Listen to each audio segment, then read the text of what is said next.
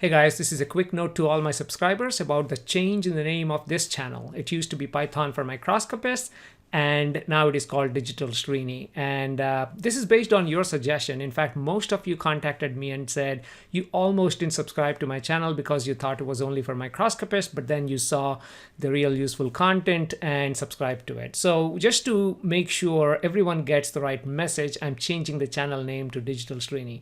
In fact, I should say about an year ago or year and a half ago when I recorded my first video, the intention was to educate microscopy users to start getting into coding.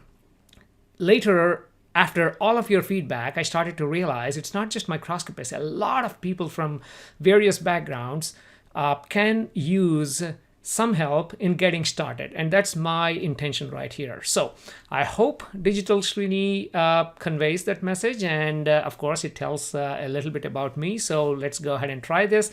Again, please stay subscribed and keep watching.